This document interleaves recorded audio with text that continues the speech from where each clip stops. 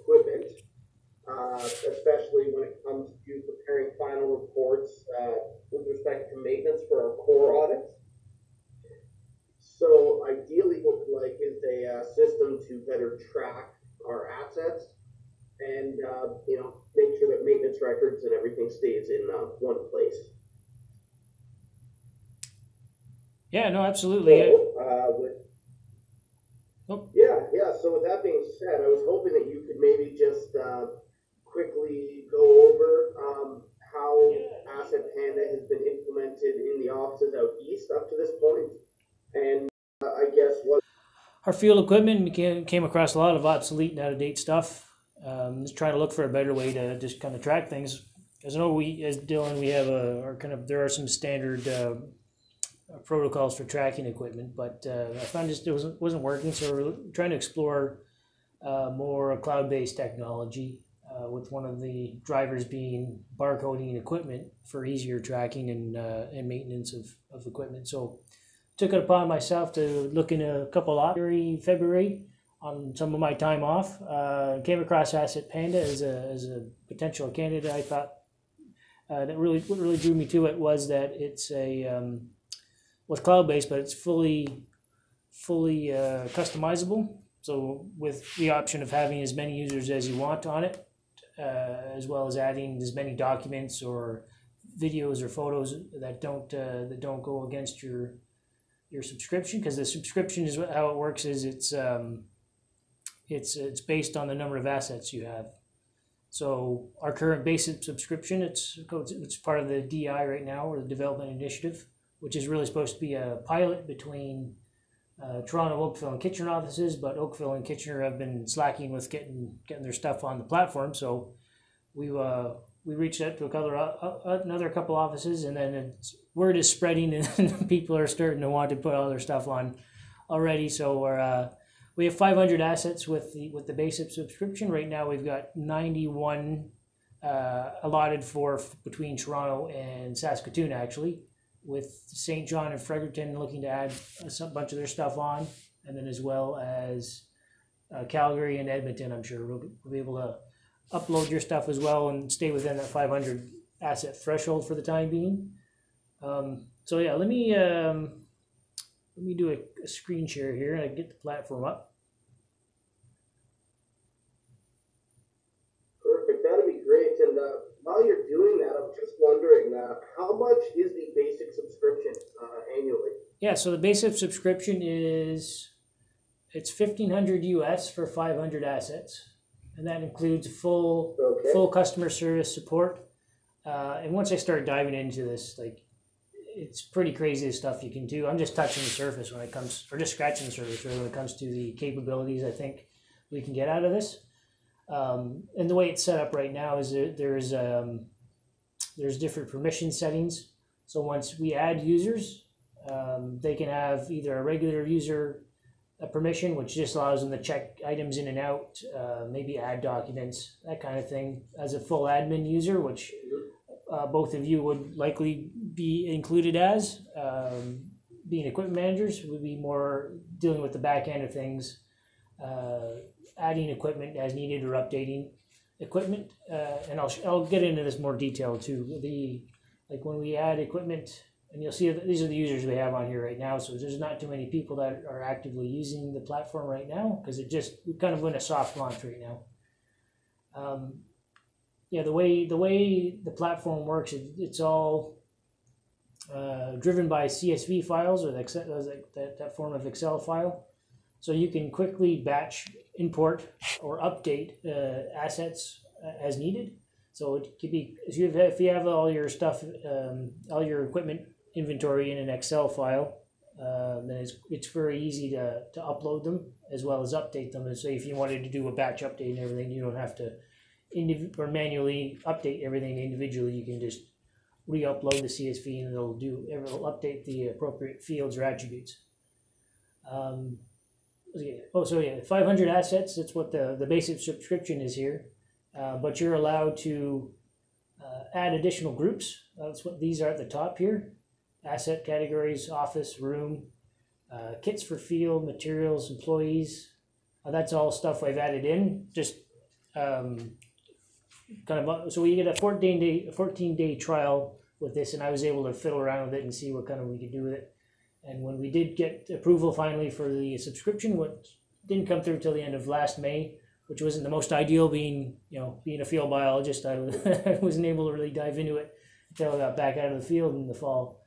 But yeah, our implementation specialist was quite impressed. She didn't really have to do too much actually to set the platform up once we got the subscription, because I'd already fiddled around with it and added a bunch of stuff in. And then because it is customizable, we're able to change things on the go based on feedback and suggestions from people, which from the few users that are actively using it, and just from conversations with others, we were able to change some things on here, like I added this kits for field, which is something I'm still exploring with, where this doesn't get dinged against our assets. The asset count only applies to the actual equipment assets. This field kit group was based on suggestion from Phil, actually, because Saskatoon has several field kits. They were trying to figure out how to best check them in and out, as well as recover costs for them.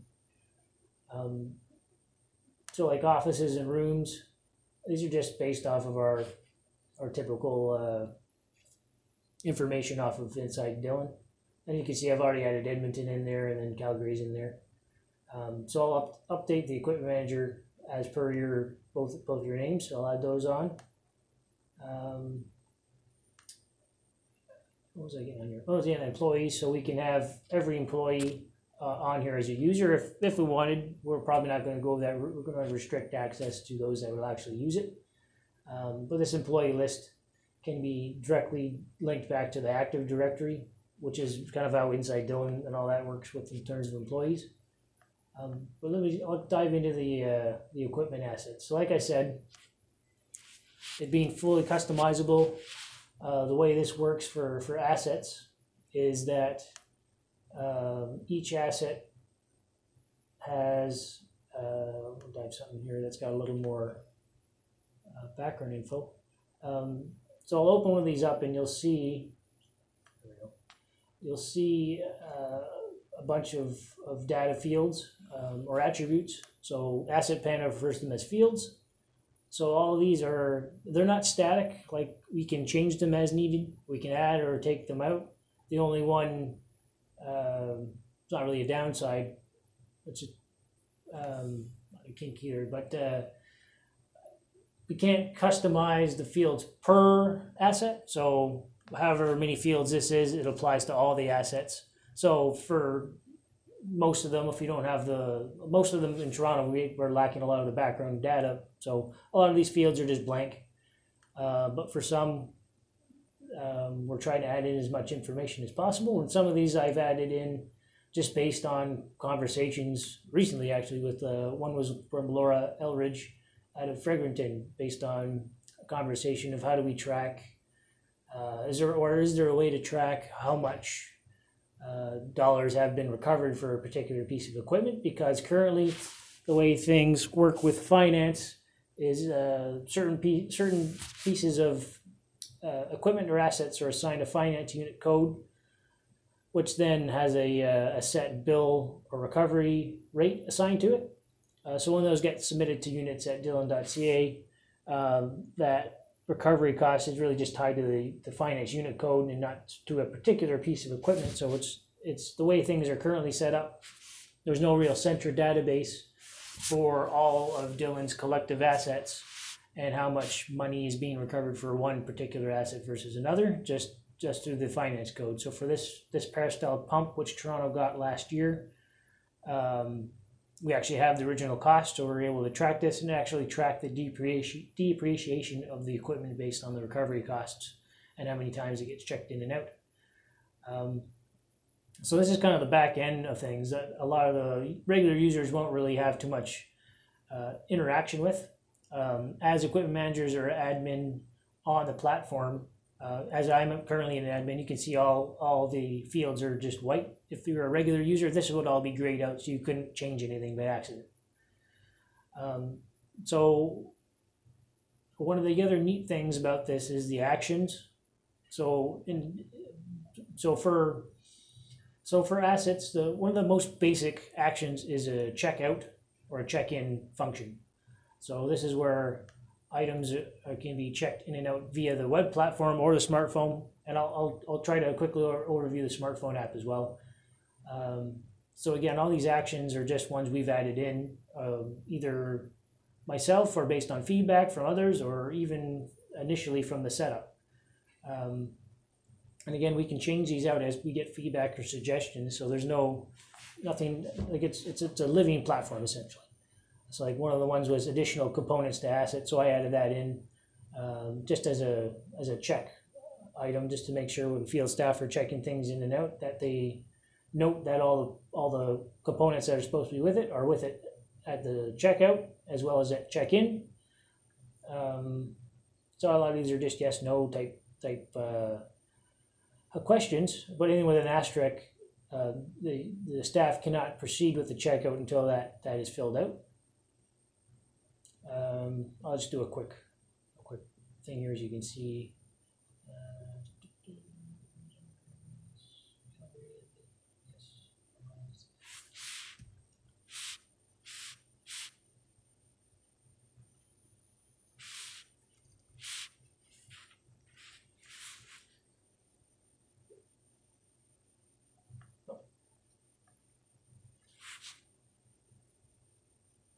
So this action item automatically updates the status of the equipment, noting that it's checked out and who's it checked out with. And then for certain pieces of equipment, and at the bottom of each asset, there'll be a tracking of the action items and anything that this is linked with, other materials or anything like that. But in addition to the check-in and check item, there's other action items such as calibration check, which this one really doesn't apply to this particular equipment because it's a peristyle pump, but I'll quickly overview this. This was based on feedback from Michael Preston, who helped set up the calibration protocol for Dylan. So this action is supposed to be completed by staff using our turbidity meters in Toronto, at least as well as others that may have turbidity meters. But it's based on a standard Dylan form, which we were able to take and convert it into what's called a predefined form in Asset Panda. So that's where essentially it uses bookmarks, if you're familiar with that in Microsoft Word, based on the fields in the action. It'll take that data and create a form out of it.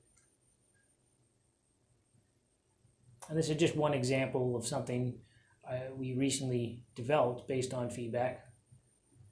So there's no, and it's geared towards turbidity meters, but there's no reason why we can't create other ones for other pieces of equipment. So this is the action tracking history down here. You can see calibration check.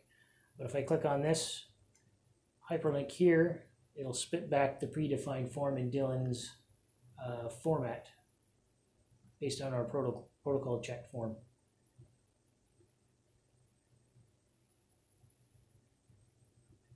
So we drag it over, it's popped it onto my other screen here.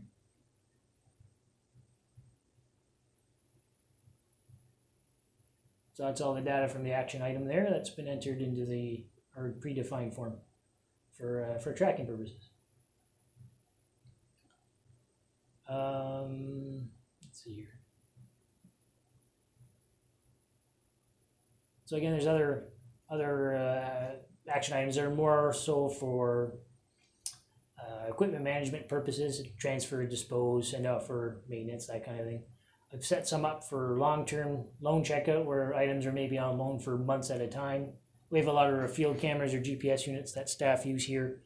They're pretty much just on loan for the entirety of their stay with Dylan. Reserve equipment, if something's checked out, then staff can reserve it, so when they get notified when it gets checked back in. We'll check this back in just to show you what happens. So we have this set up so when staff check things back in, there is a capability of changing things if, say, your return date needs to change. But this will automatically tell you the number of days you've had it checked out, and staff can confirm how many days it's been. That way it'll automatically calculate a recoverable cost if it applies. And for certain features, we're able to set up automatic notifications or reporting.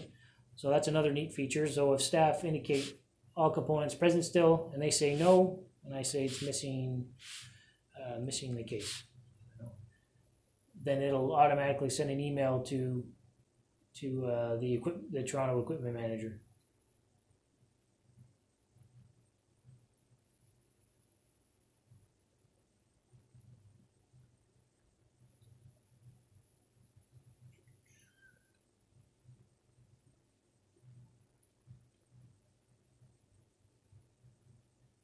Let's drag my email over here, you can see that.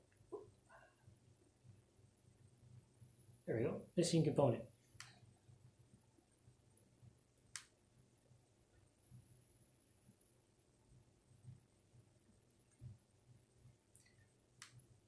So that's kind of a quick overview of the equipment assets kind of side of things. And again, it's constantly evolving and looking for feedback and suggestions on it. I know Josh from Edmonton had a question regarding materials and balers. So this is one we're still tweaking and exploring with. I haven't really flushed it out entirely for the Toronto office yet because I've been working on the equipment assets. But this is kind of just what I've come up with so far for consumables or materials. And again, one of the great things about this. So just a quick example, I've set all these up.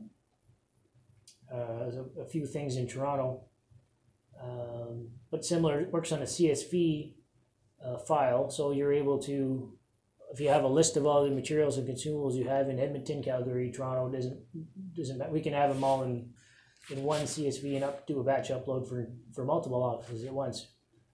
But this is kind of the attributes or fields I came up with for some basic materials or consumables we have in Toronto here.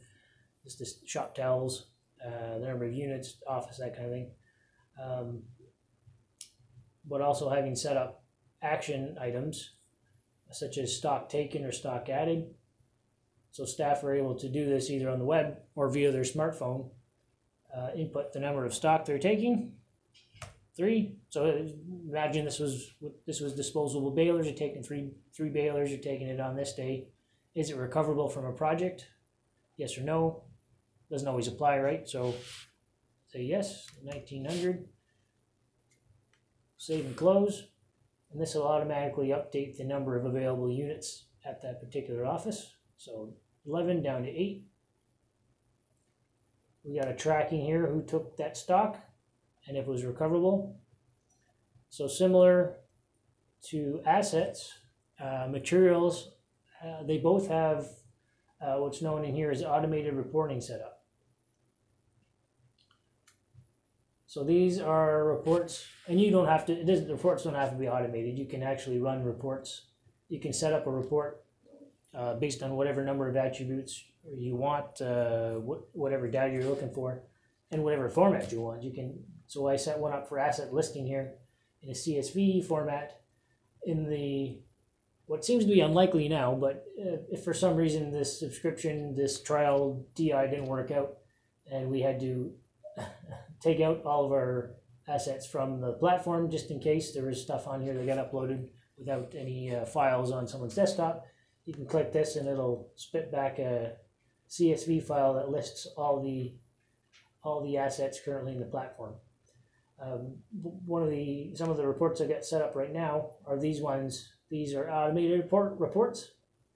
So like that stock we were talking about here, stock taken. So this at 7 a.m. every Friday, this sends me a, actually I'll get them up here. I'll show you in my email here.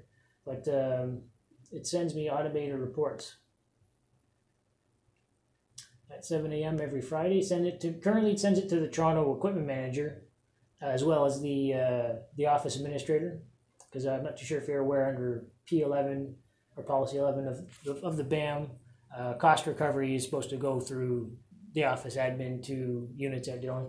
So that's why our OA is copied on there. But you can see here set up these automated reports to come through. And this reporting is just a quick and dirty little template I've come up with. Again, it can be changed as needed, but essentially the vision would be this comes through to your OA or your equipment manager every weekly or monthly, what have you, and then as a measure of vetting, this will get sent back to the field staff it applies to. Is it just a check over just in case? Because similar to other invoices, enterprise, renting car, printing, that kind of thing, sometimes stuff happens and someone enters the project number or need to double check the number of days it was actually out. In this instance, I got to check why the employee checked out to didn't pop up. I'm pretty sure this was Bo Lamb out of our office here. But that's kind of the one vision with automated reporting, is to help simplify tracking of equipment enough, but not so complicated that people avoid using it. What's the other thing here? Oh, I guess, yeah, in terms of like maintenance and stuff like that, there is, where's it under? Notifications. There's ways to set this up based on, like if staff have items checked out and they're supposed to return it on a certain day.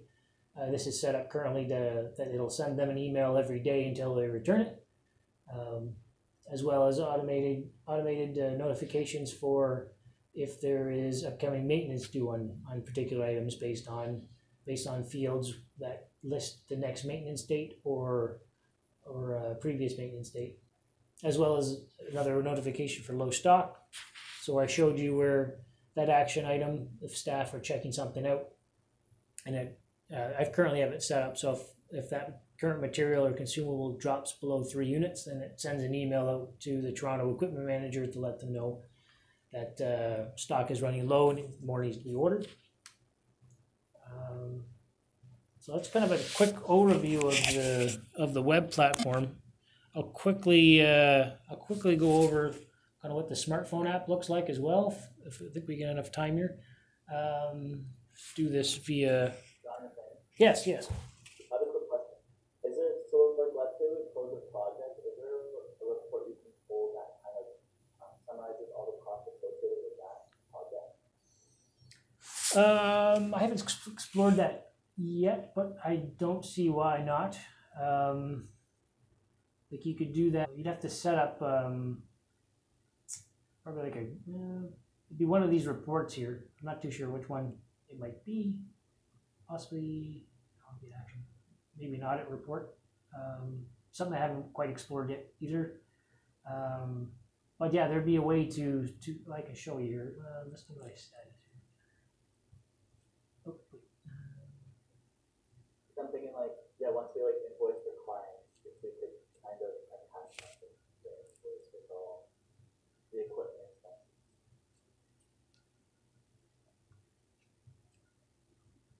Well, are you looking for more? Because there's ways to do that now through DFMS for PMs. Oh, okay. Yeah, that'll show the equipment. Yeah, so we already have that. But if you needed something more detailed, then you could definitely set something up through here as well. Let me.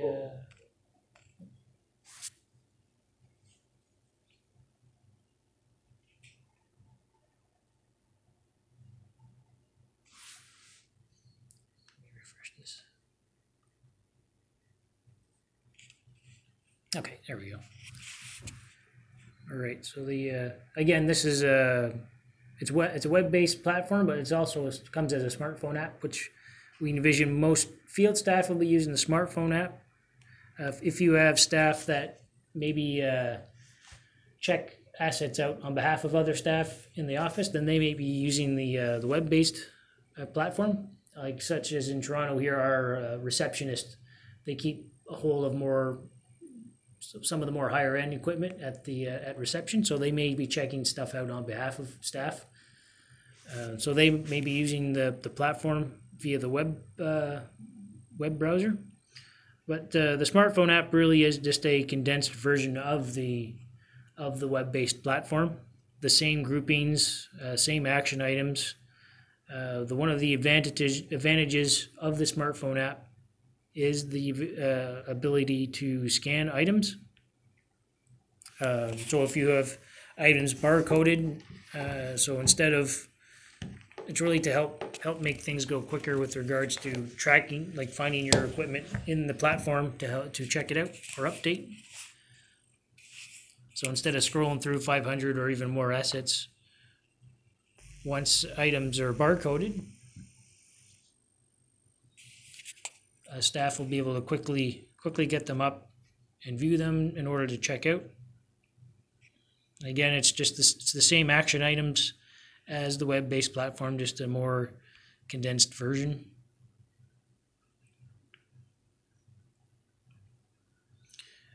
In some instances, this was feedback based on the geoscience group in Toronto here, where you're maybe checking out 2, 3, 4, 5, 6 items at once.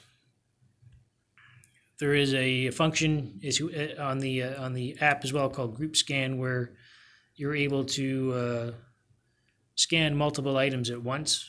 Well, not at once, but scan them one at a time.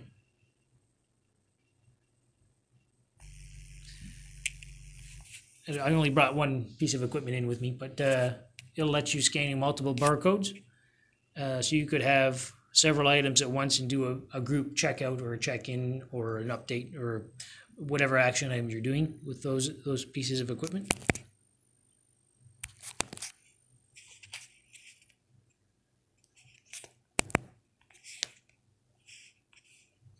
And again, something that's really neat too is, let me get one up here, is the fact that there's, it's like I said, it's so the subscriptions are based on the number of assets, but you're allowed multiple as like unlimited users for one, and unlimited documents. And then like, so for various pieces of equipment, you're able to upload, let's see where it is down here.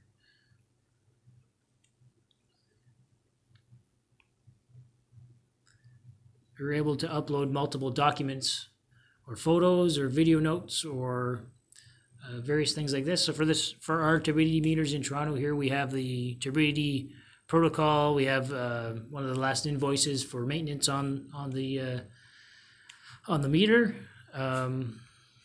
For other equipment, you could add on the manuals.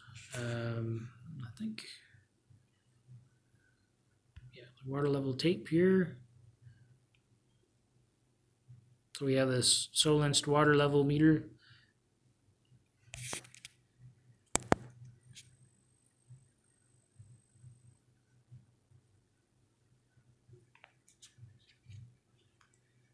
No, I'm not going to go through that. But so if I had the viewer installed on my smartphone app, then I would be able to view the manual.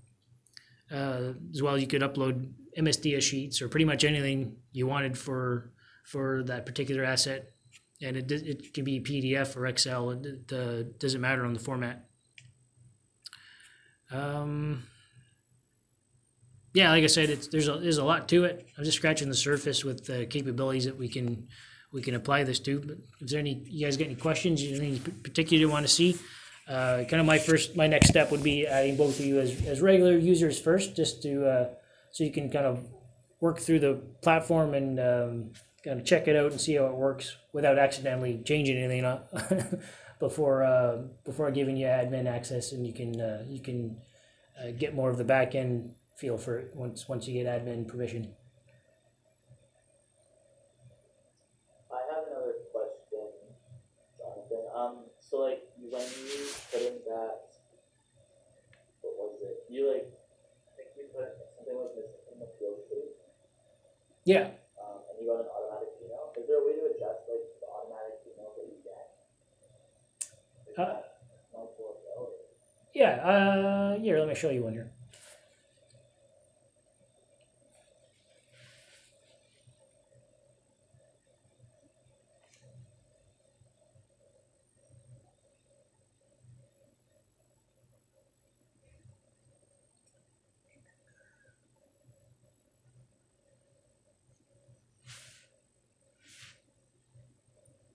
Yeah, because right now most of our notifications are just set up for Toronto, so we do need to tweak them still, or not tweak them, but add additional notifications for essentially copy all these and then change the office. So say where's it, missing component, Toronto item checkout.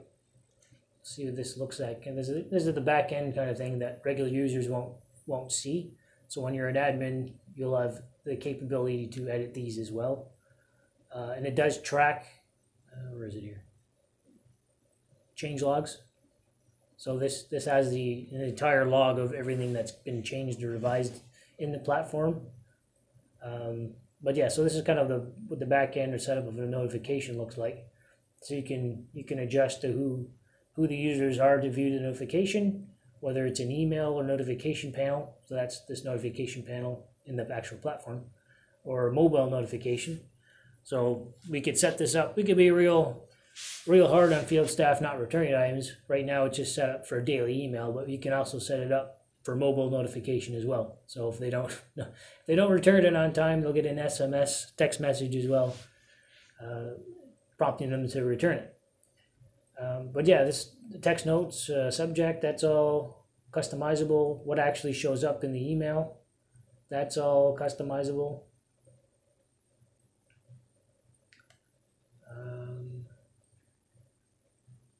Yeah, so essentially we need to, once we get other offices on the platform, we'd be duplicating these notifications and just changing out the, limiting the notification objects in which office it's supposed to apply to. That's awesome. I'm really impressed with this program. Yeah, everybody I've talked to is quite enthusiastic about it. Yeah, this is great. It really does check all the boxes that I had for our requirements, which is fantastic. And then I guess my one question then would be what your vision is for it. Are you hoping that Dylan has a single Asset Panda account nationally? Yeah. Or would you be open to, say, Calgary using some of their budget to just set one up for themselves as opposed to, adding more and more offices onto the single platform? Yeah, the way I've presented the DI and the long-term vision is to have something we don't have currently, is a central database for all the office assets. And really one of the drivers of that is and why the DI was kind of focused on Toronto, Kitchener, Oakville, is in some regions offices routinely exchange equipment, which presents additional challenges for tracking equipment. Like this happened when I was giving the lunch and learn for the Toronto office. Actually, someone hadn't checked out our RKI Eagle gas detector, and everybody's wondering where it went because no one checked it. Again, this still takes manual. There's still a manual component to this, so staff actually have to use the smartphone app and everything. Until we get microchips on the equipment and scanners at the doors, there's always going to be a manual component to this. So the staff really have to use it. But yeah, there's lunch and learns. No one knew where it was, and it was someone from Oakville. The Oakville office came to Toronto and grabbed the meter, and no one knew about it. So yeah, that's kind of one of the drivers, is by having all the offices in one central database. The offices that are more isolated and work on their own is one thing, but even for some, we brought in some equipment from Winnipeg to Toronto for a field project. So even stuff like that, there is chances for equipment bouncing around the country. But one of my visions and when I sold it is if you're coming from St. John's, Newfoundland, you hop on a plane. You get the platform open, you should be able to know what's in Vancouver's field room by the time you land on the tarmac, and go in there and be able to track stuff down. So that's kind of my long-term vision, is to have everything in one platform. From talking to Pat Fay, he used head of technology. This was kind of supposed to be a 1-year trial or pilot. We might present it more as a 2-year thing because. We're kind of slow to start this year with the late. I submitted the DI in early March, but I didn't get the subscription until end of May. So it was a bit slow to go, and staff or other offices are starting to get on board now. So we're kind of in between a slow rollout and a and a quick expansion now. But yeah, I'll be fully candid with you guys too. I've actually resigned from Dillon. When did I resign? October? No, yeah, October. I gave a 6-month notice because I'm undergoing a career change, going into agriculture. Okay. So yeah, I'm leaving at the end of March, going into an apprenticeship at a farm. So I'm looking to kind of pass off the torch to a number of people, and so you guys messaging me actually worked out well because it helps to get champions in other offices, and adding you both on as admins, you will get a view of the back end kind of things, so you'll be able to edit and tweak things as needed. Working with others, so Laura Elridge in Fredericton, she's got admin access now and is kind of a champion for out there. Phil Hess in Saskatoon, which you both have been talking to, is a good champion for the kind of central portion, and then we got some people in Ontario that are pretty gung-ho about it as well. Okay, well that's yeah. Thanks for letting us know that. That's good to know that there are other people involved, even following your departure, that we can reach out to. Yeah, I'll be yeah, kind of. So yeah, so it's part of the DI. I've got to submit quarterly reports, so I'll be submitting one. Well, it's end of fiscal, so I got to submit one soon. Kind of just overviewing what we've gone through so far for this year and kind of the next steps. And Pat also knows that I'm leaving, so I'll get you both involved in that, as well as Laura and Phil and others, just to get everybody on the same loop, and then so everybody's kind of on the same page moving forward as well. Mm-hmm. Yeah, that's great. So I guess my one question is just, given the 500 asset limit, about how many assets per office have been going into the system at this point? I'd say 40 to 50 or so. We're kind of, because it was a trial subscription or a pilot year, we tried to focus on the more higher end type stuff that would have recovery costs to it. So I mean, depending on the number of assets Dylan decides to purchase as a whole, there's opportunity to put every screwdriver, shovel, and hammer on here, but I don't know if it'll go that far. But yeah, the focus is on the higher end type stuff. So like for Toronto, we have, I can actually show you here. So for Toronto, we have it broken down by asset categories, and a lot of our electronic optics are all on here. A lot of the gas detection stuff, water levels, that kind of stuff are all on here. Same with Saskatoon. So I did mention it to the other offices to kind of focus on your more higher end type stuff. And yeah, here we go. Yeah. So there's electronics optics. And I was also talking, so the whole reason Phil got involved with this was I gave a small talk to the spatial information service line, kind of to see how we can incorporate the tablets that we have in Ontario here, at least. Because similar to other field equipment or assets, these tablets get bounced around office to office, and there's a little trouble tracking them. The one thing with our tablets we have out here is they're not tied to any one office. They're more of a capital asset. So that's why we kind of tag them with a 00. So that's kind of what each of these assets have as a unique identifier based on the office code, and then an asset category, which we had that set up in Toronto. So not all other offices are currently on the same labeling regime. So again, this is something that may be open to discussion or tweaking still. I know from talking with Laura in Fredericton, they have essentially they were just labeling their equipment 1 to whatever number. So they weren't really tied to any. They weren't really subcategorized into series or groups. So this is what we've had in Toronto for well, this is what I kind of came into as equipment manager early last year. So I've just kind of moved it forward into the platform. So that's kind of what the unique identifier on the assets is tagged to. But yeah, so Phil is part of the spatial information, so that's kind of how he got involved with it, because he's also equipment manager for Saskatoon, so he got real excited about how to incorporate Saskatoon stuff in here. So they have about 40 or so assets in there in the platform, but as well, it's focused mostly on their higher end stuff, electronics and stuff like that, as well as monitoring equipment.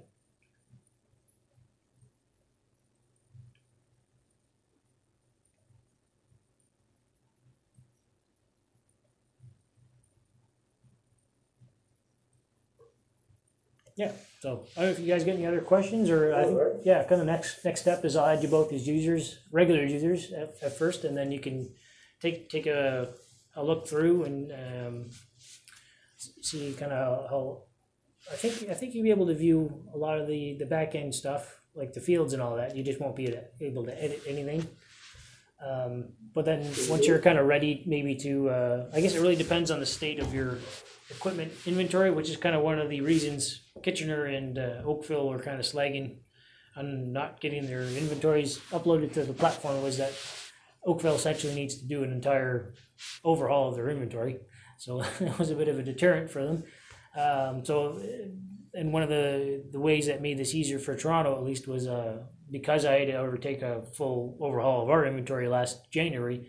I pretty much was putting everything into an Excel, or updating the Excels we have, and it made it easy to import into the platform. So yeah, I'll add you as regular users, and then if you want to look at incorporating or importing your respective office assets into here, I can pass along kind of the template CSV file. You can kind of see what needs to be added in.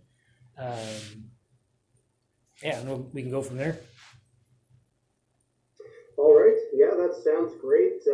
Thank you very much for taking the time here today, Jonathan. That's great, and it looks like a really positive initiative on our part. Josh, do you have any other questions? No, I think you answered everything about it, Jonathan. I think maybe as we play around with it a bit more, stuff. Yeah. But if we don't talk to you before March, all the best in your new career. Oh, thank you. I'm sure I'll get emails and phone calls about project work, and I'm sure about this as well. Thanks very much. All right, that's great. Well, thank you so much. Yeah, not a problem. And I'll be in touch with you. I'll be in touch with you soon to follow up on this. Yeah, it sounds good. So when I add you, so you both know, when you get added as a user, you'll get essentially sends an automatic email out. So it'll be like a little, here it is, welcome email.